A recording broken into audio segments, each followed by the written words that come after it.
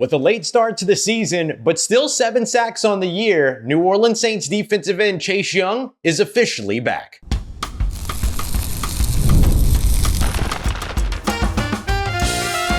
You are Locked On Saints, your daily New Orleans Saints podcast. Part of the Locked On Podcast Network, your team every day. What is good, Who Dat Nation and Who Dat family? I am your host, your friend Ross Jackson, New Orleans native, your New Orleans Saints expert and credentialed member of the media covering those New Orleans Saints as a Saints beat writer over at LouisianaSports.net. And on today's episode, we're going to dive into my Christmas wish list for the New Orleans Saints going into 2026, adding some explosive pieces all over the roster, and a big-time trade that the New Orleans Saints should consider making, and fingers crossed they get the opportunity to execute. But we're going to lead everything off with Chase Young, the New Orleans Saints defensive end who has played incredibly well so far this season, is officially back. We got all that and a little bit of lagniappe for you on today's episode. We appreciate you very much, whether it's your first time or your next time being here with us this time, making us your first listen and being an everydayer here on the show, which is a proud part of the Locked On Podcast Network, your team every day. Today's episode brought to you by our friends over at FanDuel. If you want to get in on all of the action, especially as the NFL season continues, you can place your NFL live bets over at FanDuel.com today. New Orleans Saints defensive end Chase Young appears to be all the way officially back. What do I mean by that? This is a guy that came in as the number 2 overall selection just a few years ago, and there were immediate question marks about whether or not he was going to be able to live up to that number 2 overall selection status. Dealt with injuries. There were a lot of questions about effort, ends up getting traded and sent from the Washington Commanders over to I think at the time, the Washington football team, over the San Francisco 49ers. He plays very well for a San Francisco 49ers team that makes a run all the way up to the Super Bowl that year, but then doesn't re-sign with that San Francisco 49ers team. And so when he came here to New Orleans on an incentive-heavy 1-year deal, there were a lot of question marks, including from myself, about how he would translate and how things would work out for him in a new environment. Then he signs a new 3-year deal going into this offseason after having an impactful first year in New Orleans where he appeared in every single game, and unfortunately started this season with injury, didn't make his debut until the Week 6 game up against the New England Patriots, but since then has been on an absolute tear, and it seems that Chase Young is indeed back. 7 sacks on the season, just a half sack shy of tying his career high of 7.5. I think he gets a new career high by the end of this season, with 2 games going up against Cam Ward as well as Kirk Cousins. We'll take a look at both of those quarterbacks here in just a second, and I'll explain to you why I think Chase Young does get his career high. But he's number 3 in the NFL in terms of get off time, meaning how long it takes for him to get off of the line of scrimmage following a snap by the opposing offense. He is one of the best in the NFL when it comes to generating quick pressures as well, something that has not been a part of the New Orleans Saints pass rush recipe or ingredients list for a long, long time. We always talked about this Saints pass rush as being a pass rush that gets home on second and third efforts because coverage is holding up on the back end, but not a lot of guys creating sacks off of quick pressure. That has changed since Chase Young has arrived. Number 5 in the NFL right now in terms of time to pressure. So we talk about time to throw all the time for quarterbacks. Well, Chase Young in less than 2.7 seconds is getting 2 quarterbacks, or at least putting pressure on them, and has several quick sacks on the season as well. Sacks achieved in less than 2.5 seconds. That kind of pressure is very different than the wear you down and win on second and third efforts and wear you down until the third and fourth quarters. Although I think one of the reasons why I'm so comfortable saying that Chase Young is back is because he has shown a propensity to show up when it matters most. Third downs, fourth quarters, third quarters, second halves, all of that. When there are moments where you can take control of a game, we've seen Chase Young say, this game is mine now. And we certainly saw that as a great example up against the Carolina Panthers just a couple weeks ago. He's also right now the second defensive lineman on the team behind only Cam Jordan when it comes to pressure to sack percentage. That means turning pressures into actually finishing plays at the quarterback. We've seen Cam Jordan tick up over 30% on that. We see Chase Young hovering at just over 20%, according to our friends over at True Media. Cam Jordan, of course, with 8.5 sacks on the season, but you have Chase Young with 7 sacks on 32 or 33 pressures, depending upon which analytics site you're looking at. And that's massive in terms of being able to turn over those sacks. To create those sacks out of pressure, as opposed to the almost sacks that we're accustomed to seeing. So this entire defensive line, including Chase Young, has taken a big step forward when it comes to actually finishing plays at the quarterback and avoiding those embarrassing almost sacks. As we mentioned, he's only a half sack away from his career high, tying his career high, but he's also had at least a half sack in all but 3 games that he's appeared in so far this season. And he's coming off of a year where he had a career high 73 pressures. So we're seeing the momentum continue to build for Chase Young.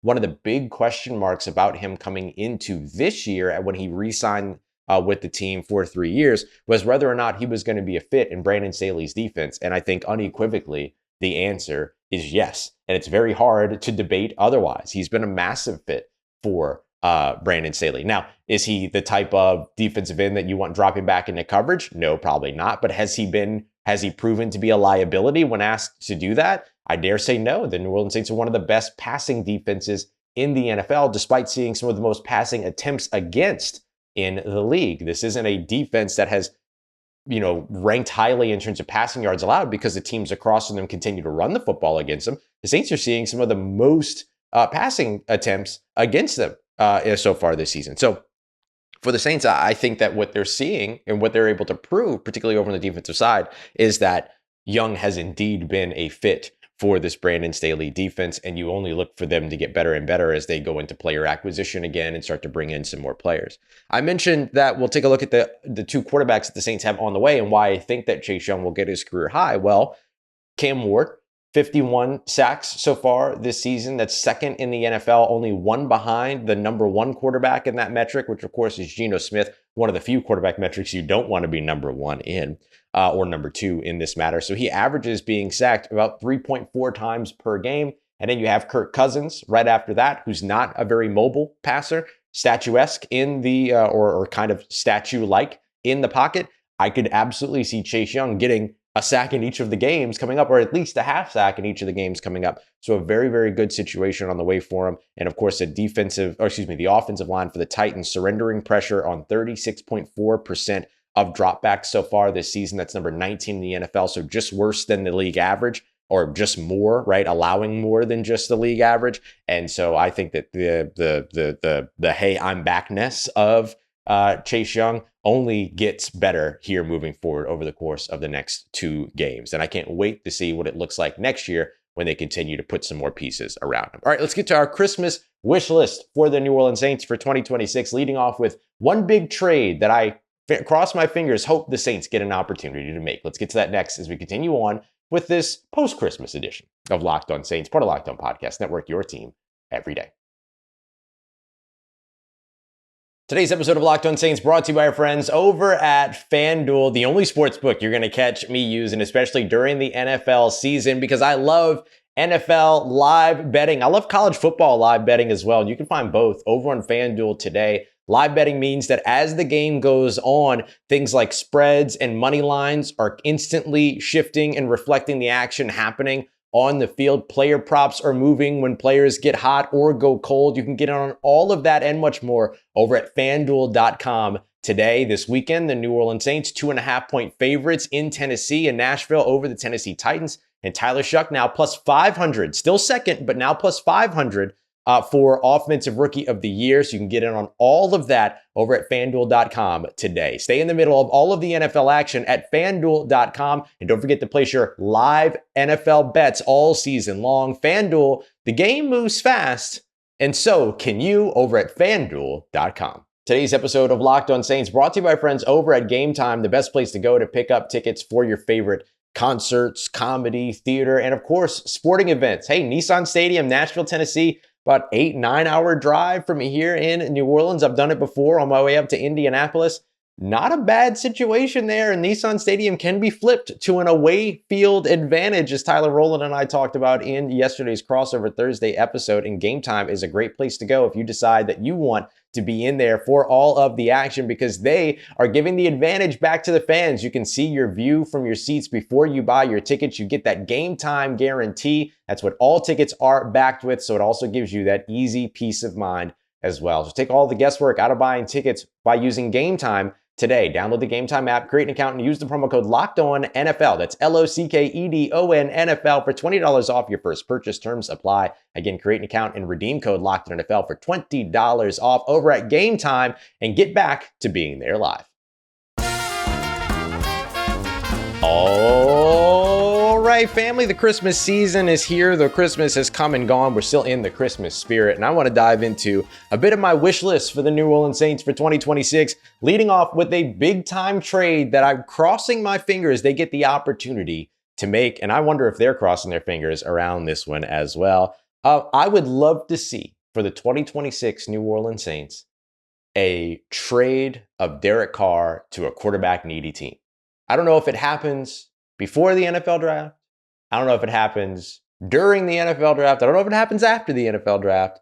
But if Derek Carr receives the call that he is looking for to return to the game of football, with so many teams now in need of quarterbacks, right? You have the teams that you knew were going to be looking for passers, teams like the New York Jets, a team like the Cleveland Browns might still be in search. We'll see exactly where things go there. I think you look at some other teams that have now joined the fray and joined the conversation. I don't know if Minnesota really has their answer. Derek Carr was almost to sign with the Jets before he decided to sign with the Saints instead. What's going to happen with the Indianapolis Colts, who aren't probably going to be able to turn to Phillip Rivers early next season? It might not have Daniel Jones back on the field, even if they do reach a new deal to re-sign him, might not have him on the field to begin the season. And several other teams that are now sort of in the fray. Could Derek Carr, you think about the Miami Dolphins, right? The Arizona Cardinals. Could Derek Carr eventually become an option for any of those teams? If he did, because the Saints still own his contract rights, the team that would want him would have to acquire him from New Orleans from a trade. Indianapolis reached out to Derek Carr and checked in to see if he'd be willing to come out of retirement to play there. That's not something that they could have executed this season because the trade deadline's already passed. And so is that something that they're thinking about for early next season? Because they don't want to they don't have the first round draft pick to go and get themselves a quarterback now, because they traded the next two that they have for Sauce Gardner to the New York Jets. And so could the Colts have been checking in like, hey, start getting ready, start getting back into football shape, because we might come to see it here. I don't know if that's considered tampering, considering that he's already retired. The Saints have moved on. They know what their quarterback is. If it is tampering, no one should care. No one should care.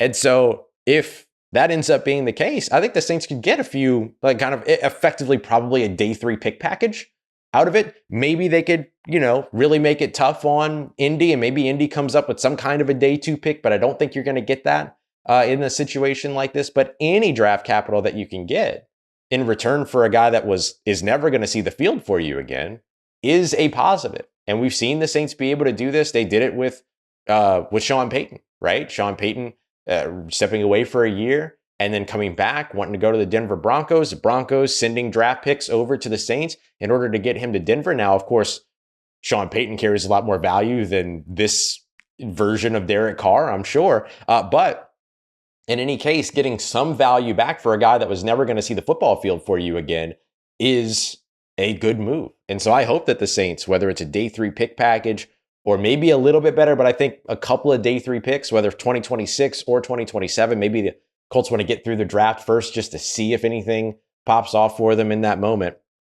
And then maybe after the draft, you end up executing this trade, the Saints get a couple more draft picks and continue to be able to build this team up. So I'd love to see that for New Orleans. That's really at the top of my wish list for them. When I'm thinking about things that are kind of building blocks for the team, we're going to get to the list of things that are on-field wish list. But this is kind of my off-field wish list-ish. My second piece for them in this category is just, honestly, a fun 2026 team. The Saints have successfully gone from boring team with a losing record to exciting team with a losing record. Ideally, their next step for them is exciting team with a winning record. But even if they're still an exciting team with an okay record next season, and it's really 2027, that ends up being the big, highly competitive year and everything, I do think that this team has the ability to be competitive next year in its division. But obviously, teams around the division are going to improve just as the Saints are trying to improve over the course of this offseason. And so if it takes until 2027, fine. It takes until 2027. It's part of a rebuild, 2 years, 3 years, whatever it might be. I mean, coming out of that situation and just having a fun team again, which I think you're getting there, right? Fun on the field. You're seeing all the playmaking ability, that's available around the team. You're seeing the playmaking ability at the quarterback. You're seeing the playmaking ability of the defense and the excitement from the defense. You're seeing Kellen Moore get more and more comfortable, no pun intended. And then now you get into next year where you have the opportunity to add some more pieces. This should be a fun team to watch next season. And it could get more fun off the field too, right? We're seeing Tyler Shucks out here doing videos with Scrim. I got to meet Scrim at the Saints facility, by the way. If anybody that's familiar with New Orleans, particularly mid-city lore, like amazing experience there. But he's doing videos with Scrim. He's doing the beanie weenie on and off the field, or going off the field. He's so, hey, we got Choppa style going on in here, like all this stuff. Like he's embraced the culture. Like it's fun off the field too for New Orleans. And so my wish list for Saints fans is that remains going into 2026, and that the Saints really lean into it. Here's an opportunity to where you have the personalities to really be able to lean in on the excitement, keep the excitement up over the course of the offseason by just letting these people be people and letting them be front and center in front of their community. And I think that the more that the Saints are open to that, the more excited fans get, the more exciting this team gets. I think that all goes in the right direction for New Orleans. So my other piece of the wish list is just a fun 2026 team. And then finally, this one kind of bridges the gap from off field to on field because it's more contract related than it is more contract related right now than it is about on the field. But I do think that obviously one translates to the other, and that is bringing back both Demario Davis and Cam Jordan. I think both of these players deserve a one-year deal. Now, the caveat here is that obviously the deal has to make sense for the team. You have to be fiscally rigid about this more than you are sentimental about this from the team perspective. You can be as sentimental about it as you want or don't want to be, right? But from the team perspective, the money has to matter here. And the money cannot become prohibitive of their ability to be able to spend elsewhere and bring in more pieces and all those other things. And I think both of those players would understand that. I think both of those players want to be here in New Orleans. All of the kind of noise that was out there for the final home game of the season, potentially being the final home game for Cam Jordan, potentially being the final home game for Taysom Hill. What got lost in there is that it could have been the final home game for Demario Davis. And so the hope here for the Saints, I imagine, and for many Saints fans, is that some portion of that trio is back next season. And I think just from a leadership perspective, bringing back Demario Davis and Cam Jordan would pay dividends for New Orleans, with the asterisk being a non-prohibitive contract that makes sense for both sides. That, of course, would have to be the big piece to that. All right, coming up next, we'll continue on with our wish list, looking for a rich collection of explosive weapons in 2026. Let's get to that next as we continue on with today's episode of Locked On Saints, part of Locked On Podcast Network, your team every day.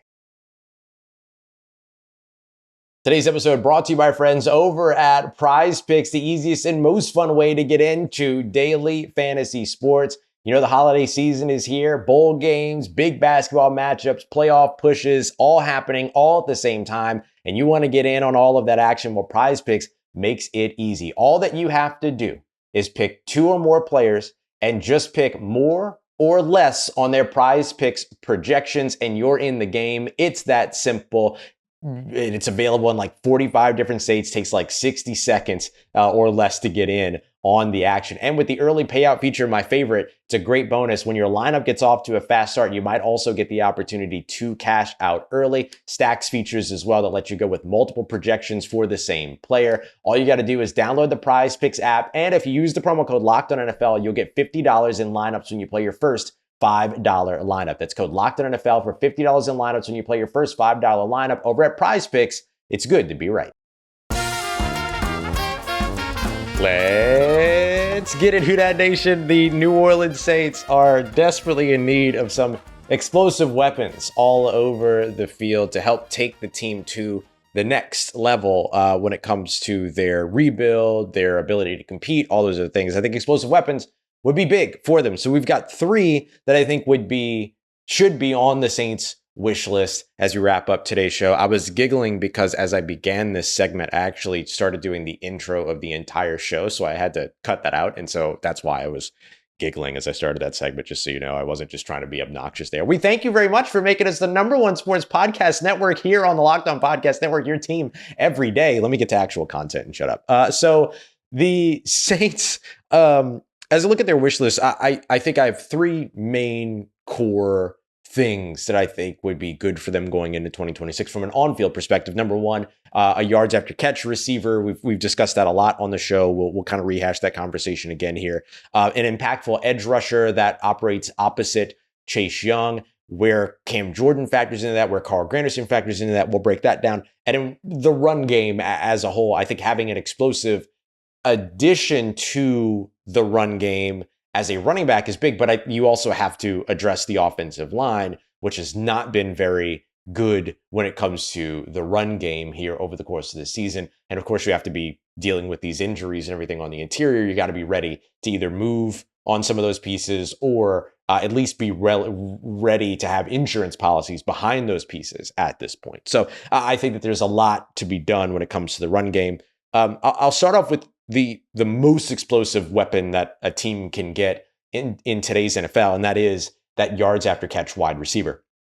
That yards after catch receiver is the guy that turns that 5-yard slant into a 60-yard touchdown and all those other pieces. And I think that that's kind of that little thing that the Saints, not little, it's the big thing that the Saints are still missing in their offense right now. Chris Olave is great before the catch.